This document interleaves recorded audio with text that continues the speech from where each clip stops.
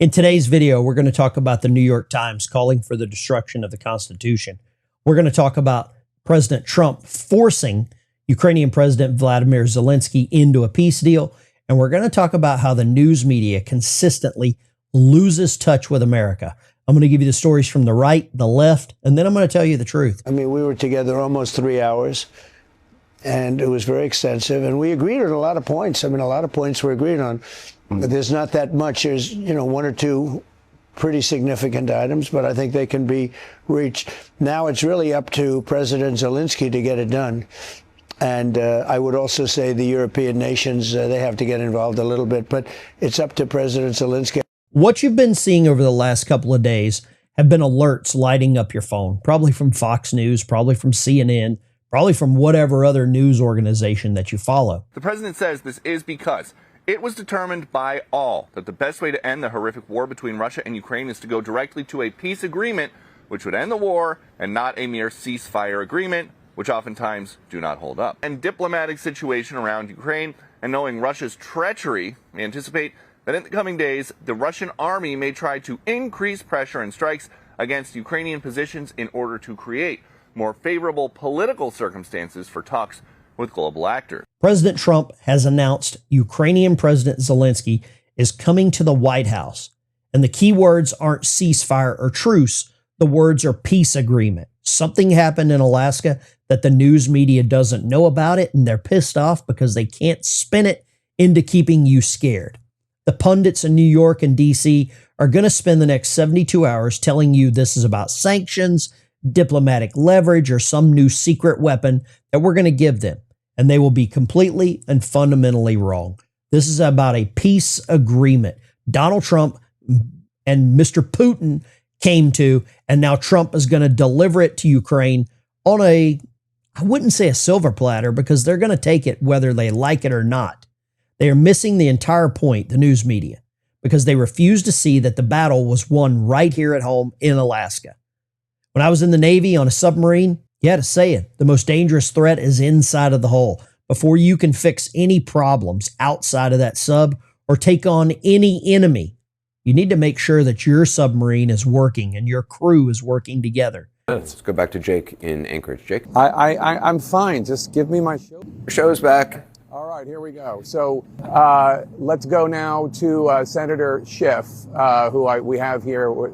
Senator Schiff is joining me, ready to go. Senator for Democratic Senator from California. For the last decade, we haven't been really working together. America has been fighting a catastrophic internal casualty. It's called the news media. This wasn't theoretical debate. These pundits were basically telling you their feelings and how you were supposed to feel, not facts. It was never more evident here in Alaska or at the summit in Alaska when the news media got upset because they weren't allowed to ask any questions. So immediately they ran with the narrative that Putin steamrolled Trump.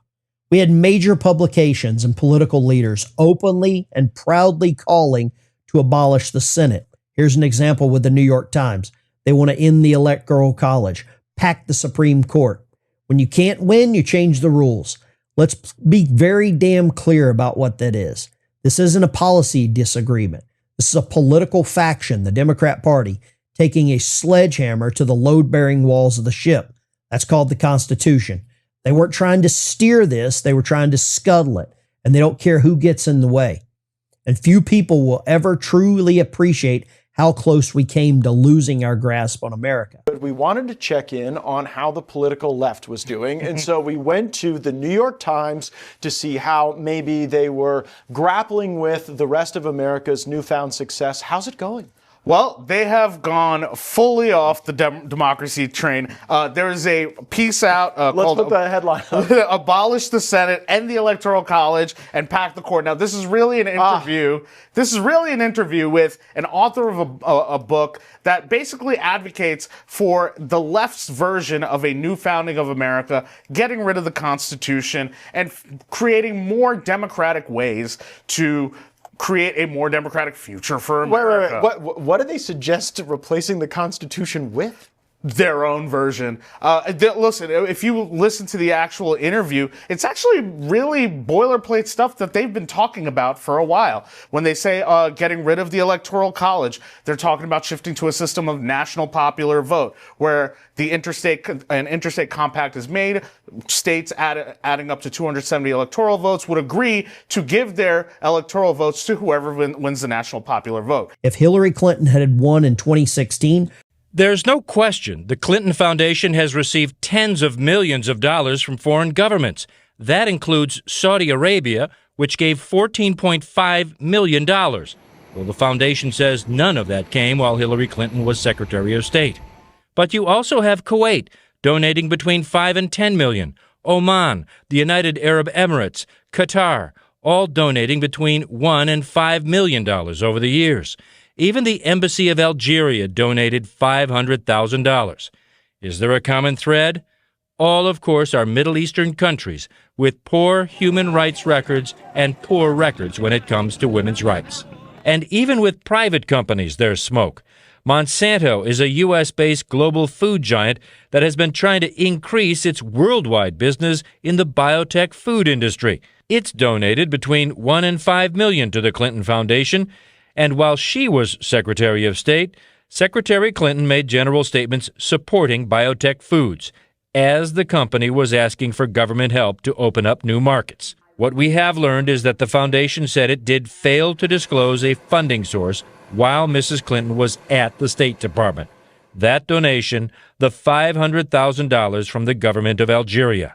The foundation called the lack of disclosure an error, but again said there was no connection between the donations and the policies of the Clinton State Department. our Second Amendment would be a memory. If the 2024 election had gone the other way and Kamala was in charge, we would still be sending your money and my money to Ukraine and basically on our path to World War III. We were staring into decades of darkness. We were that damn close. But the people in the MAGA movement, the American people, they became the damage control party. They ran towards the fire. And those were the voting booths. The last election wasn't about changing the captain. It was about saving the ship. We contained the internal casualty. Now it's time to secure the hull. And that is why President Zelensky is flying to Washington. Our adversaries, our allies, everyone and anyone on the world stage wants to do business here. They see that the fire on board is out. They see America is no longer a nation at war with itself. And they know, and now they're dealing with a country that has its foundation secure, its leadership focus, its strength undivided. This peace summit isn't happening in spite of brutal political fight we just endured. It's happening because Donald Trump made it happen. It's happening because we had to save America first before we could bring the peace to the world. And that's the connection the media will never make. Donald Trump could cure cancer, and the media and the Democrat Party would be pro-cancer. This is the Ben Dykes Show. Smash the like and subscribe button on your way out the door. See you in the next one.